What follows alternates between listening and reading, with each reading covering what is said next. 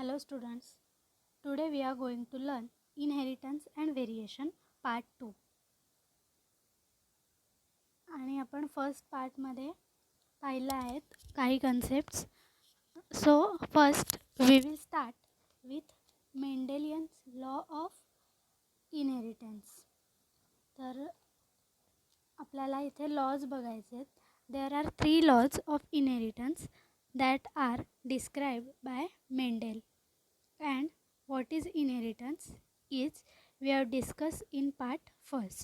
Okay, so what is inheritance? Transmission of character from one generation to next generation. Okay, so first law आहे law of dominance. When two homozygous individual with one or more sets of contrasting character are crossed, the allele that appear in F1 generation are dominant and those which do not appear in F1 are recessive. Okay, तर काय होतं law of डॉमिनन्समध्ये काय सांगितलं आहे, जेव्हा दोन homozygous इंडिव्हिज्युअल्समध्ये cross केलं जातं, म्हणजे कसं असणार आहे, होमोझायगस म्हणजे काय, दोन्ही सेम म्हणजे कॅपिटल टी किंवा स्मॉल टी असं असेल. आणि हेट्रोझायगस म्हणजे कसं होतं, कॅपिटल टी असं. तर ते काय होणार आहे, क्रॉस केल्यावरती capital T cross with small T. Okay,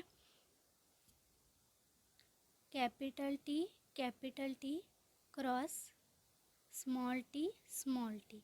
मग तेव्हा काय होतं, दोन्हीमधले एक एक अलील सेपरेट होतात, गॅमेट्स सेपरेट होतात आणि काय फॉर्म होते तर capital T small T.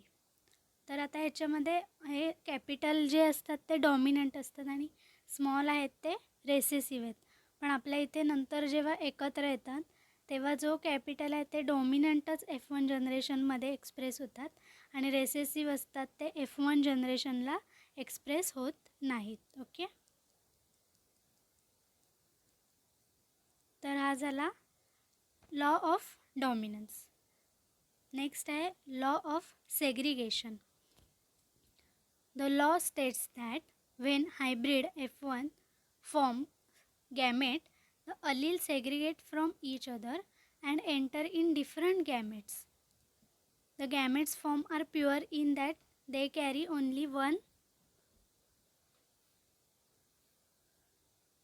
The gametes form are pure in that they carry only one allele each. Hence, this law also described as law of purity of gamete. म्हणजे ह्याच्यामध्ये काय सांगितलं आहे त्यांनी, जेव्हा F1 जनरेशन फॉर्म होते तेव्हा pure parents भेटतात, म्हणजे एकतर टॉल असतात आणि कसे असतात, डॉमिनंट असतात, नाहीतर डॉर्फ असणार आहेत आणि कसे रेसेसिव्ह असणार आहेत. एकच कॅरेक्टर पास होतं, म्हणजे जेव्हा अलील्स जे असतात किंवा जीन्स जे असतात ते पेअरमध्ये प्रेझेंट असतात आणि पुढे गेल्यावर काय होतात, सेग्रिगेट होतात म्हणजे सेपरेट होतात आणि त्याच्यातलं कोणतं तरी एक कॅरेक्टर पास होतं. म्हणजे आता जेव्हा कॅपिटल टी आणि स्मॉल टी असं दोन असतं, तर कॅपिटल टी कशासाठीचं आहे तर डॉमिनंटसाठी आणि स्मॉल टी कशासाठी आहे तर रेसेसिव्हसाठी. पण काय होतं आहे, इथे आपल्याला फक्त डॉमिनंटच भेटतो किंवा दोन्ही वेगवेगळे सेपरेट होऊन एकत्र येतात आणि आपल्याला एकतर डॉमिनंट मिळतं किंवा रेसेसिव्ह मिळतं. ओके, थर्ड आहे law of independent assortment. The law states that when hybrid possessing 2 or more pairs of contrasting factor alleles forms gamete, the factor in each pair segregate independently of the other pair. तर काय होतं इथे, जेव्हा hybrid तयार होतात आणि त्याच्यामध्ये 2 pair असतात कॉन्ट्रास्टिंग कॅरेक्टरच्या, जसं की आपण बघितलं होतं 2 पेअर म्हणजे कशा, तर एक टॉल प्लांट डॉर्फ प्लांट पण आहे सोबत, त्याच्यासोबत सीड शेप कसा होता, टॉल राऊंड होता आणि इकडे डॉर्फला कसा होता, रिंकल्ड होता, असे 2 कॅरेक्टर. मग ते जे कॅरेक्टर्स असतात ते पुढे जाऊन सेग्रिगेट होतात इंडिपेंडंटली. म्हणजे त्याच्यापासून पुढे टॉल रिंकल प्लांट पण तयार होतात आणि डॉर्फ राऊंड प्लांटसुद्धा तयार होतात. ओके. त्याच्यानंतर नेक्स्ट आहे डेव्हिएशन फ्रॉम मेंडेल्स फाइंडिंग्स.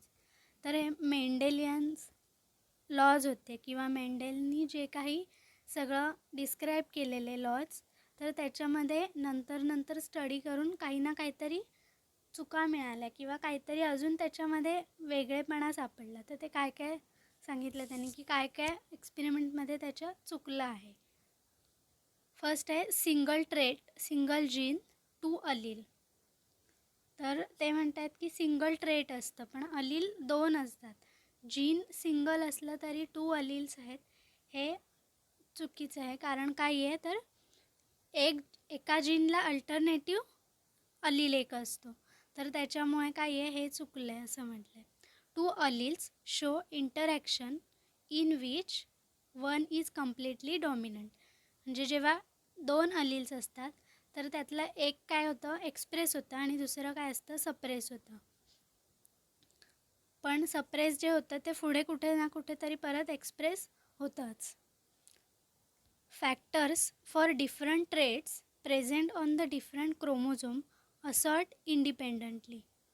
तर वेगवेगळ्या कॅरेक्टरचे वेगवेगळे फॅक्टर्स जे आहेत ते पुढे जाऊन काय होतात इंडिपेंडंटली सेपरेट होतात, असॉर्ट होतात. Okay. It was observe that the phenotypic expression of gene can be modified or influence by the other gene. These gene interaction are of 2 types. तर जीन इंटरॅक्शन जे असतं ते 2 टाईप्सचं आहे. ते आपण बघूयात. फर्स्ट आहे इंट्राजेनिक इंटरॅक्शन अँड सेकंड आहे इंटरजेनिक इंटरॅक्शन. तर इंट्राजेनिक म्हणजे काय तर सेम जीनमधलं occur between the alleles of same gene. For example incomplete dominance and codominance. तर काय म्हटलं आहे सेम जीन जे असतात त्या सेम जीनमधलं जे काही इंटरॅक्शन असतं त्याला इंट्राजेनिक. आणि हे जे एक्झाम्पल्स आहेत ते आपल्याला इन डिटेल पुढे बघायचे आहेत. इंटरजेनिक इंटरॅक्शनमध्ये काय असणार आहे आता occur between the allele of different genes present on the same or different chromosome. म्हणजे काय असतं इंटरजेनिकमध्ये काय होणार आहे डिफरंट जीनमधलं आणि इंट्राजेनिकमध्ये सेम जीनमधलं. तर इंटरजेनिकचं एक्झाम्पल काय आहे तर pleiotropy, polygene, epistasis etcetera. Some of this interaction are given below. तर हे वेगवेगळे काही इंटरॅक्शन्स आहेत ते आपल्याला पाहायचे आहेत आता. फर्स्ट आहे incomplete dominance. In the incomplete dominance both the alleles और jeans of the allelomorphic pairs express themselves partially. One allele cannot suppress the expression of other allele completely. In such case, there is an intermediate expression of F1 generation. तर इथे काय म्हटलं आहे की जसं आपण बघत होतो एक टॉल प्लॅन्ट घेतलं दुसरं डॉर्फ प्लॅन्ट घेतलं तर त्याच्यापासून काय होतं जे डॉमिनंट आहे तेच पुढे येते. म्हणजे टॉल आहे तेच पुढे वाढते जनरेशन. असं होत नाही की टॉल आणि डॉर्फचं मिळून एक तयार होतं असं होत नाही. पण इनकम्प्लीट डॉमिनन्समध्ये काय होतं आहे तर दोन्ही टाईपमधचं एकत्र येते पुढे. फॉर एक्झाम्पल आपण बघूया म्हणजे समजेल लगेच. There is a well-known example is flower color of Mirabilis jalapa. If a red flower capital R plant is crossed with a white flowered plant smaller, then F1 offspring have pink flower capital R smaller. तर इथे काय होतं जेव्हा एक red flower आणि white flower आपण cross करतो तर आपल्याला नवीन पिंक प्लॅन्ट भेटते. पण आपण जेव्हा टॉल अँड डॉर्फमध्ये बघत होतो ते काय होत होतं फक्त टॉलच भेटत होतं. असं होत नव्हतं की मीडियम साईजचे हाईटचे भेटतात. ओके, तर इथे आपण बघतोय की काय आहे, red flower cross with white flower. Okay, तर त्याच्यानंतर एक एक गॅमेट सेपरेट झाले आणि इथे आले कॅपिटल आर आणि इकडचं स्मॉल आर. मग ते एकत्र येऊन इथे F1 जनरेशन फॉर्म झाली आणि ती जनरेशन काय आहे तर पिंक फ्लॉवर तयार झालं. ओके, त्याच्यानंतर हे जे पिंक फ्लॉवर आहे त्याच्यामध्ये पुन्हा क्रॉस केलं तर ती F2 जनरेशन फॉर्म होते आणि त्याच्यामध्ये काय काय भेटलं आहे तर आता इथे वरती एक आर लिहिलं आहे इथे, म्हणजे हे कसं आहे तर capital R small R cross with capital R small R. तर हे जे इथे कॅपिटल आर आहे इथे स्मॉल आर आहे, इथे कॅपिटल आर आहे इथे स्मॉल आर आहे. मग हे आणि ह्याचं कॉम्बिनेशन होऊन इथे कॅपिटल आर रेड तयार झालं. त्याच्यानंतर हा कॅपिटल आर आणि हा स्मॉल आर इथे पिंक तयार झालं. ओके, त्याच्यानंतर हा स्मॉल आर आणि हा कॅपिटल आर इथे पण पिंक आणि हा स्मॉल आर इथे व्हाईट तयार झालं. ओके, तर काय झालं इथे आपण बघतोय की परत पिंक फ्लॉवरचं क्रॉस केल्यावरती आपल्याला एक रेड प्लॅन्ट भेटतं, 2 पिंक भेटतात आणि एक व्हाईट भेटतं. असे 3 टाईपचे फ्लॉवर्स मिळतात. ओके, तर हे झालं इनकम्प्लीट डॉमिनन्स.